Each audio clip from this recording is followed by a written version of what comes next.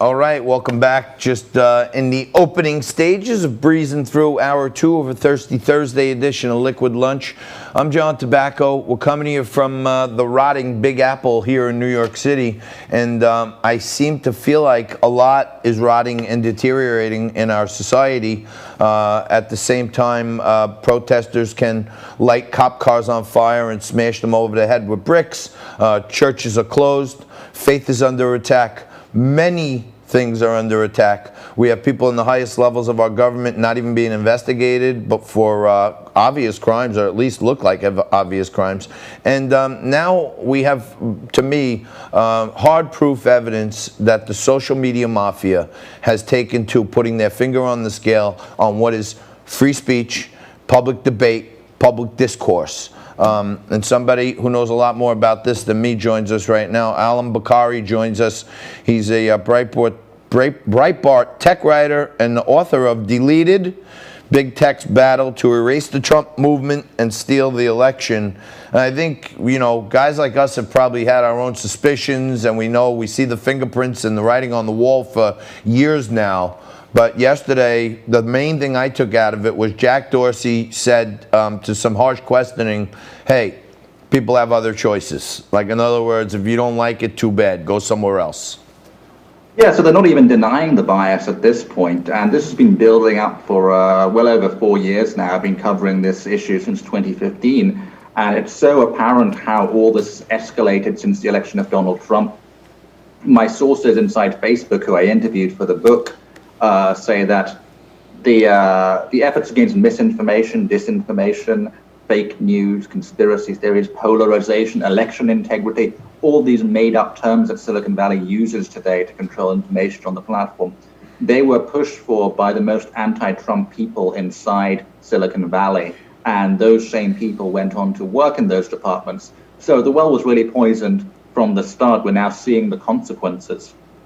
But what was really interesting about what Facebook and Twitter did to the New York Post was that they went around their own protocols to censor the newspaper. So even this huge censorship apparatus they've built since 2016 was not enough. They had to go around it. So let me ask you this, Allum. Allum's the author of Deleted, Big Tech's Battle to Erase the Trump Movement and Steal the Election. He has spent 5 years deep dive investigating this stuff. So there's blockbuster stuff in this book, and it feels like to me that we, the people, literally have lost any control of what we want to consume. It's being fed to us what big tech and Silicon Valley, I call them the Silicon Valley cartel, they're really controlling what they think we want to eat. That's true. And it's interesting when you, because one of the things Zuckerberg said before the committee yesterday, he was up before the Senate Commerce Committee along with the CEO of Google and Facebook and the CEO of Twitter. He said that, if you, reform our legal privileges, if you prevent us from moderating content, then we won't be able to do basic moderation, like moderating against harassment or things like that, things that people don't want to see. It's a complete lie, because what Google has done for a long time is give users an option called Safe Search, which they can turn on or off to filter out obscene search results. But here's the thing, none of the tech companies give users that option when it comes to their filters on hate speech or misinformation or so-called conspiracy theories. They don't give us an opt-out there because they value their control over the flow of news and political information more than they value consumer choice. Why don't a bunch of moderate to right-leaning entrepreneurs, private equity guys get together and build a similar platform that allows all sides to be heard? I feel like there's this giant vacuum that everyone's afraid to go in and fight the behemoths, but I almost feel like 50% of America is sitting there waiting for someone to say, hey, we'll just be fair. Well, some people have built those alternatives. There's Gab.com, there's Parler, there's BitChute, which is an alternative to YouTube.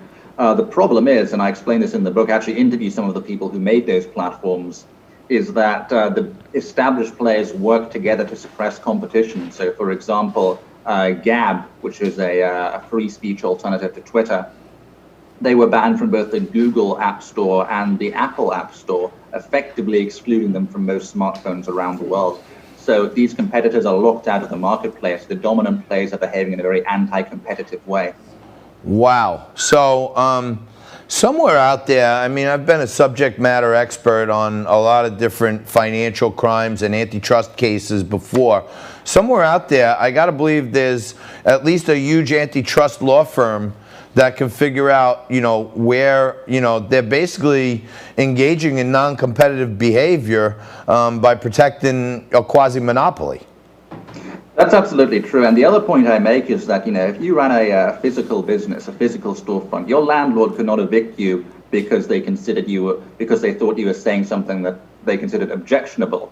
But these big tech companies, under the current law, they can take away your Facebook page or your YouTube page or your Twitter account, and many people's livelihoods are built around these things today, if they consider the content to be objectionable. I think that's a really insane situation for any small business to be in, given how much commerce, takes place online, and I think that law really needs to change. So let me ask you this, just, let me posit something to you.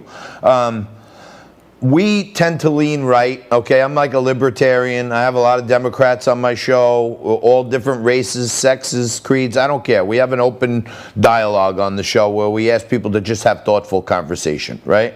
When I lean too far right, like a few weeks ago, I talked about hydroxychloroquine, Facebook shuts me down. Okay, they literally shut down our live feed and say this is false information, right? Then I go and try to spend money as a vendor on their platform to boost my show the next day. So I want to be a client to them. And they won't take my money. They won't let me spend money to market my show to a larger audience. So they're almost discriminating against me, not by my sex or race, but by my political preference.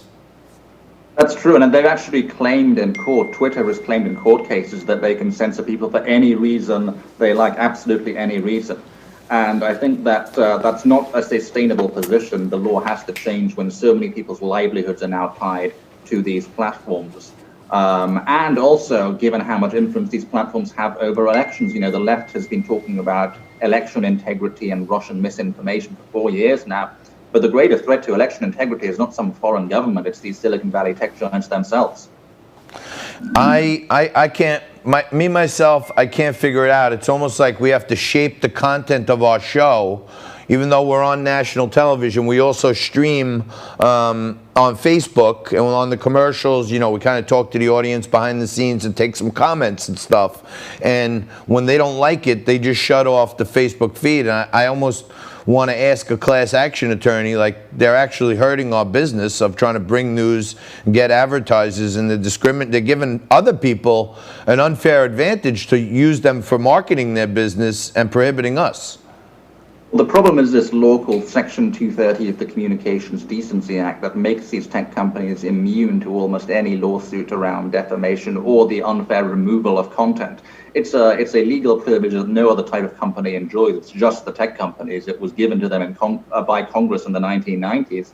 And I think everyone agrees now the law needs to change. Unfortunately, there's no majority in the Senate or in Congress to deal with it. The Democrats want even more censorship, and even many Republicans are funded by the tech giants. There's a whole chapter in my book about how big tech has become the biggest lobbyists in the US. They fund conservative institutions, conservative politicians, as well as Democrats.